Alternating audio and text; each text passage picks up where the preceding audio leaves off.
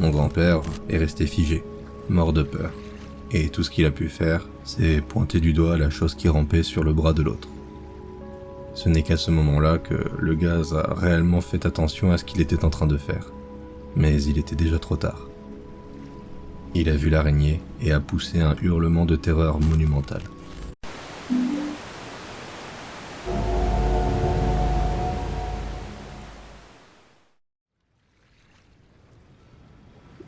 Mon grand-père travaillait autrefois comme docker à Savannah, et il nous racontait toutes sortes d'histoires tirées de son boulot. Par exemple, une fois, ils avaient reçu toute une cargaison de bananes venant des Philippines, ou d'un coin du genre. À l'époque, les bananes étaient transportées encore accrochées aux énormes branches sur lesquelles elles poussaient. Ils ouvraient les caisses, puis sortaient les bananes avec précaution, en portant de gants très épais. Ils portaient ces gants à cause des migales. Les migales ne mangeaient pas les bananes, mais les autres petites bestioles qui s'y trouvaient, ce qui faisait des régimes de bananiers un véritable garde-manger pour elles. La plupart du temps, les ouvriers de l'autre côté de l'océan faisaient de leur mieux pour enlever tous les insectes de leur cargaison. Mais de temps en temps, une migale se cachait parmi les régimes après s'être bien nourrie, et survivait à tout le trajet depuis les îles tropicales d'où elle venait, jusqu'au port des États-Unis. Mon grand-père racontait qu'un jour, il travaillait avec un type qui ouvrait des caisses de bananes, quand ce gars a commencé à se sentir un peu trop à l'aise. Il se mettait à traîner, à bavarder alors qu'il aurait dû bosser. Puis, à un moment, mon grand-père se retourne et voit le bras du type plongé profondément dans une caisse, tandis que celui-ci regarde mon grand-père en continuant de lui parler, sans faire attention à ce qu'il faisait. Mon grand-père disait que, dès qu'il s'est retourné, il a vu cette énorme araignée poilue qui se baladait lentement le long du bras du gars, la plus grosse qu'il ait jamais vue de toute sa carrière. Le type ne sentait rien à cause du gros gant épais qui lui montait jusqu'au coude, qu'il portait pour éviter les morsures et ce genre de choses. Mon grand-père est resté figé, mort de peur, et tout ce qu'il a pu faire, c'est pointer du doigt la chose qui rampait sur le bras de l'autre. Ce n'est qu'à ce moment-là que le gaz a réellement fait attention à ce qu'il était en train de faire, mais il était déjà trop tard. Il a vu l'araignée et a poussé un hurlement de terreur monumental. Sauf que ça n'a fait qu'affoler la migale aussi. J'imagine que la bête a réagi par pur instinct, cherchant à neutraliser la menace, pour ainsi dire. Au lieu de sauter de son bras ou quelque chose comme ça, la migale a filé sous la manche du type et a fait un bond complètement fou droit vers son visage. Mon grand-père disait que le deuxième cri du gars, celui qu'il a poussé quand la migale lui a sauté au visage, était sans doute le bruit le plus fort et le plus terrifiant qu'il ait jamais entendu. C'était comme un cri de trépas, le genre de son qu'une personne ne peut produire que lorsqu'elle croit réellement que sa vie est en danger. Mon grand-père a raconté que la première chose qui lui est venue à l'esprit, ça a été d'attraper quelque chose pour essayer de décoller l'araignée du visage du type. Il a saisi un balai puis s'est retourné pour courir vers son collègue. Mais il a vu que celui-ci avait déjà réussi à chasser l'araignée et qu'il courait vers la sortie de l'entrepôt. Ils sont sortis en trombe et ont claqué la porte derrière eux. Mon grand-père vérifiait si le gaz allait bien quand il a remarqué 2 grosses marques de crocs sur la joue inférieure, là où l'araignée l'avait mordu. Une fois encore, mon grand-père est resté pétrifié de frayeur, incapable de faire autre chose que de pointer silencieusement l'endroit de la morsure. Peut-être que le type ne savait même pas qu'il avait été mordu, à cause de l'adrénaline ou autre chose. Mais un instant plus tard, il a porté la main à son visage, a compris ce qui s'était passé et s'est aussitôt évanoui. Mon grand-père a cru que le gaz était mort. Il a pensé que le venin de l'araignée lui était monté directement au cerveau et l'avait tué sur le coup. Mais en plus de ça, cette araignée mortelle était désormais en liberté dans l'un des entrepôts. Alors mon grand-père est parti en courant prévenir tout le monde que son collègue était mort, et qu'il y aurait d'autres victimes s'il ne fichait pas le camp immédiatement. Il hurlait à tout le monde de sauver sa peau, qu'une araignée mortelle avait jailli d'une caisse et tué le gaz avec qui il travaillait. Ça a déclenché une panique générale sur les docks. La moitié des types prenaient la fuite pour sauver leur peau, et l'autre moitié improvisée débattue pour retrouver l'araignée et la tuer. En réalité, le gars qui avait été mordu n'était pas mort du tout. Il s'était juste évanoui, comme je l'ai dit. Mais la zone autour de la morsure a enflé et rougi tellement vite que, même quand il s'est réveillé et a commencé à errer, complètement désorienté, ça n'a pas vraiment aidé à calmer les esprits. La vérité, c'est que même si les morsures de cette araignée étaient très douloureuses, elles étaient loin d'être mortelles.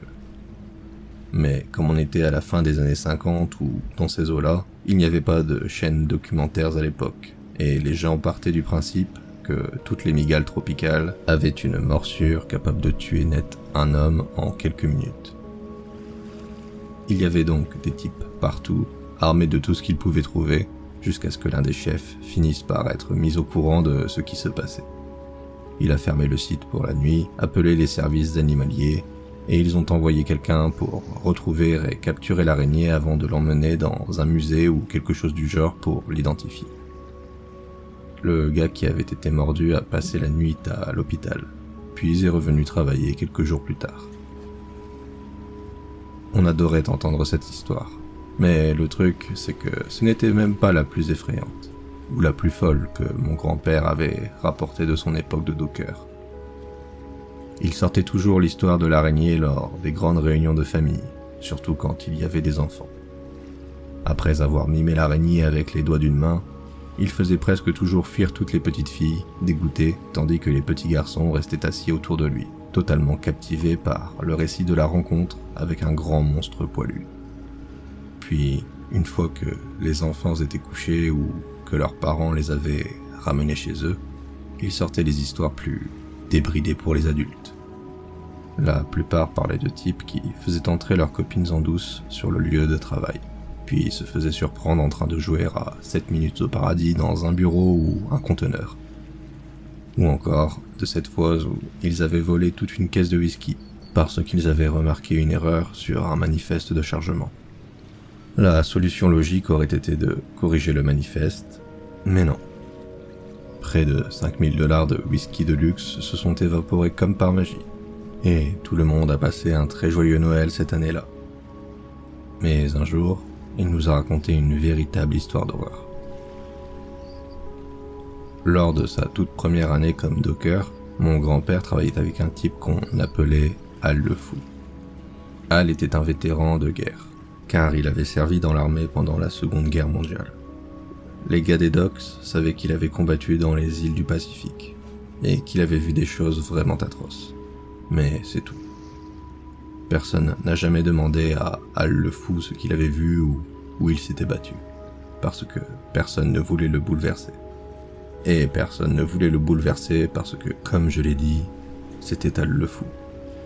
Mon grand-père disait que tout le monde avait de la compassion pour lui, mais qu'il n'était pas vraiment populaire, notamment parce qu'il était presque impossible de travailler avec lui.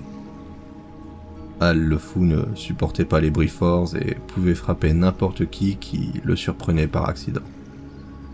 Du coup, au lieu de travailler dans les entrepôts comme les autres, Al le Fou était affecté à la salle du matériel, là où on allait chercher les outils, les élingues, les équipements de sécurité et ce genre de choses. On n'entrait jamais comme ça. On frappait très doucement à la porte jusqu'à ce qu'Al vienne demander ce que vous vouliez, ce qui permettait de le tenir à distance et d'éviter les problèmes.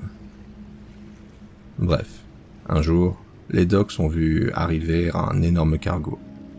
Très vite, ils ont compris que quelque chose était différent, parce que certains conteneurs portaient des inscriptions inhabituelles. Il s'est avéré que le navire venait de Corée du Sud, et comme le pays était en pleine reconstruction après la guerre à ce moment-là, c'était sans doute l'un des premiers navires coréens à accoster en Amérique depuis longtemps.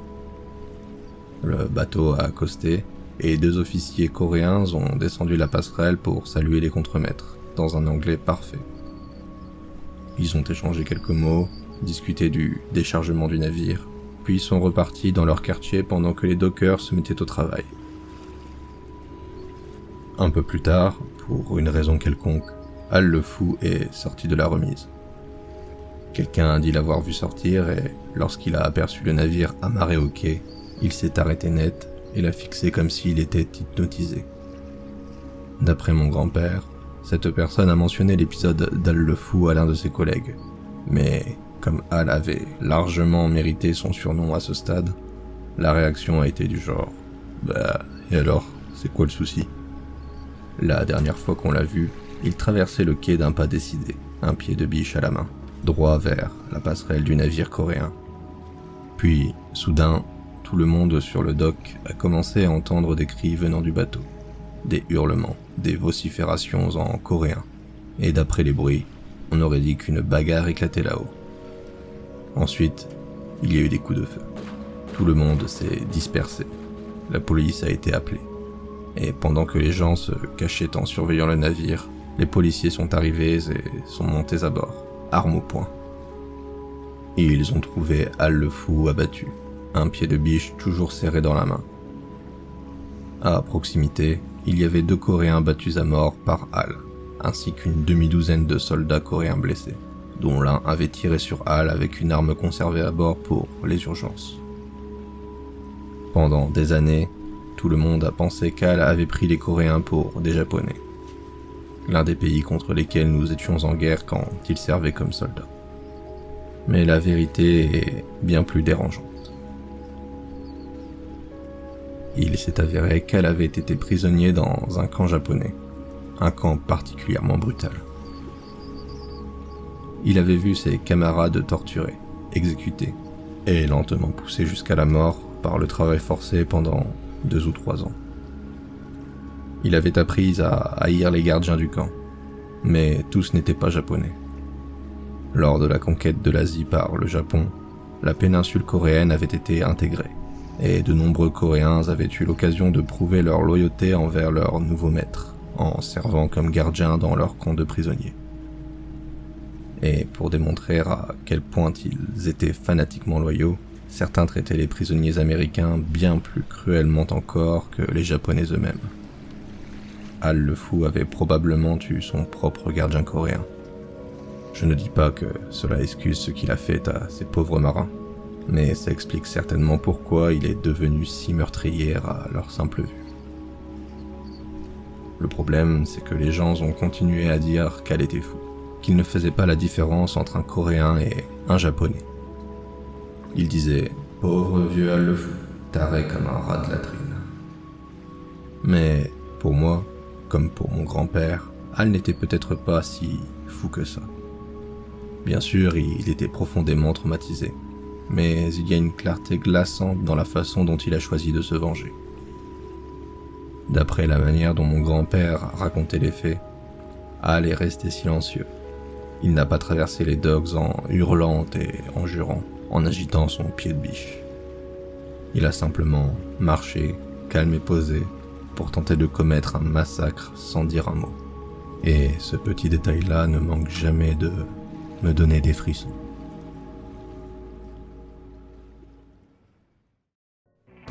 Alors, qu'avez-vous pensé de cette histoire ? Donnez-moi votre avis en commentaire. J'espère que cette vidéo vous aura plu. Si c'est le cas, devenez un fidèle et abonnez-vous pour ne rater aucun futur épisode. Un grand merci aux contributeurs Tipeee qui soutiennent la chaîne. Leur générosité est énormément appréciée. N'hésitez pas à m'aider vous aussi si vous le pouvez, lien en description. Si vous avez des histoires personnelles à raconter, n'hésitez pas à tester votre plume et m'envoyer par mail vos écrits. De même, s'il y a des histoires particulières que vous aimeriez m'entendre lire, faites-moi en part plus bas. Et je vous dis à bientôt pour d'autres frissons et histoires d'horreur en ma compagnie. Biou.